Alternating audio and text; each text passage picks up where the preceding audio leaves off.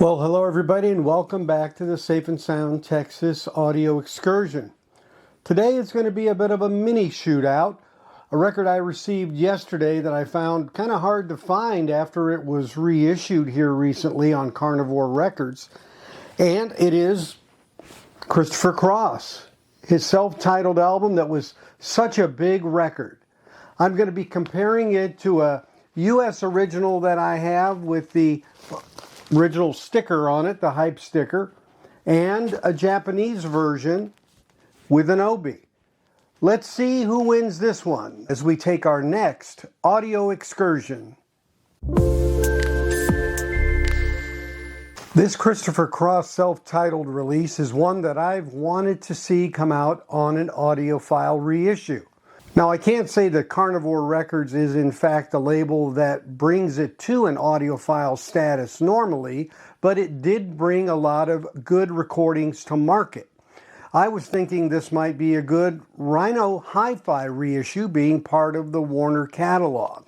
But this is what we have reissued here in 2025 from this 1979 mega album, now called part of yacht rock, maybe one of the kings of yacht rock. And this is a 2 LP offering, with the original album being the first LP and a second LP having demos and outtakes on it which we've never heard before. My focus, of course, is going to be what is the audio quality of the record as it is compared to previous versions. Specifically, again, for the US original for me and the Japanese first pressing as well. Now, in my estimation over time, as I'd listened to this album for decades, I thought this was a very good recording and would do well getting a retreatment. So how did this one come out? Well, one of the things that shootouts give you that independent listening does not give you is, of course, comparison. And so one can be used to what they've heard and think that sounds fine. But then when they compare it, they now have a little different perspective. And as usual, that's what happened on this one. But what happened for me was a bit surprising. And here's the bottom line. The new reissue really is a warm-sounding Christopher Cross album. It does a great service to the mids and the bass while truncating the top end. Now, we've seen and heard this before on other recordings. It happens for a variety of reasons.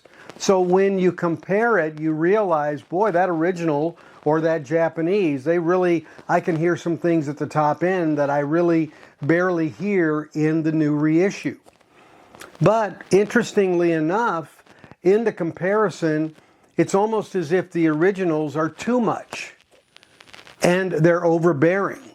And one of the biggest things is that this new reissue actually plays 4 to 5 dB quieter than the originals. Both the US and the Japanese track about the same, but this one that came out now recently, you really have to turn it up to get it to the same volume level. And it sounds warm and rich when you do. But there are elements of percussion in this album that are very sweet sounding and very much ride with the wind, so to speak.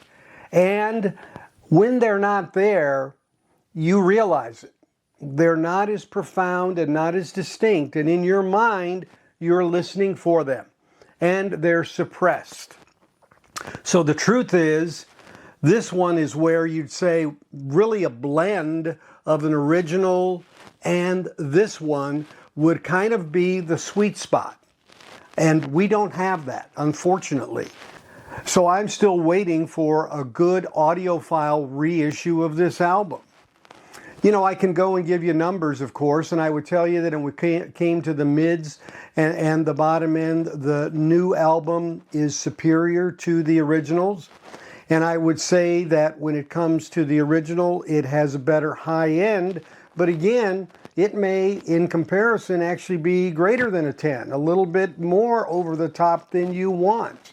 So it's kind of a mishmash of results. And in doing so, I now realize that the original recording was one that I got used to the way that sounded.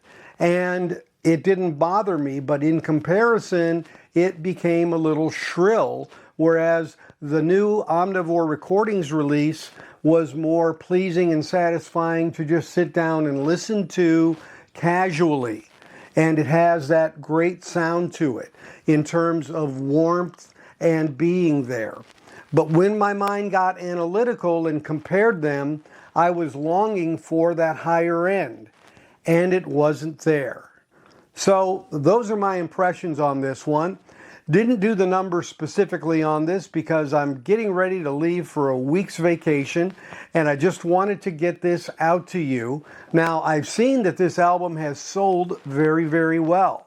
I had a hard time finding it, actually, and finally got it off of Acoustic Sounds, and they ran out of it just about the time I bought mine. So you may have to do a back order for this one. It seems to be selling very well. One note on the demo disc. It is very good in that the recordings are pretty decent. A lot of times demos are a little rough. They sound pretty good, actually. And some of the songs sound different. Some, maybe even the cadence is a little different from the final version that we're all used to. But they do, as always with demos, show the maturity of getting to those final versions. And it even has some demos of things that aren't on this particular first album of his, one of them being from a later album called Another Page, and it's a song called What Am I Supposed to Believe? And in the recording on that album, it has Carla Bonoff, one of my favorite female artists, as a backup vocalist. Well, on this one, it's just him doing it, which is a little different. But it does, again, show you the growth of a song and where it came from. And 99% of the time, when we hear these demos, we think, I'm really glad that they polished it and got that original out there. And I will say that I noticed that his voice sounds much better on the final recording. Michael Lamardian, who was the producer, I'm sure worked with him to get that sounding just right for the particular song. His songs on the demo are a little rougher on the vocal side. So it's something that really is historical to show where things came from, and it's interesting at that level. But funny enough, it sounds pretty decent, which a lot of times those demo tracks really are pretty rough in the sound department. So it's a good value overall, but if you really like that top end that's in the original, you're going to be wanting on this one. So I still put out the challenge. This one needs an audiophile treatment. For some reason, those highs did not translate onto the vinyl, and that's a shame. As always, thanks for watching. If you haven't subscribed, please consider doing so. And also, there's a member join button there as well if you want to join for $4.99 a month and see my special videos that I do, as well as a daily one called the Daily Audio Diet. As always, your thumbs up or a like is appreciated, as well as your comments. So I'll be off for about a week, and we'll catch you next time on the Safe and Sound Texas Audio Excursion. Take care, everybody.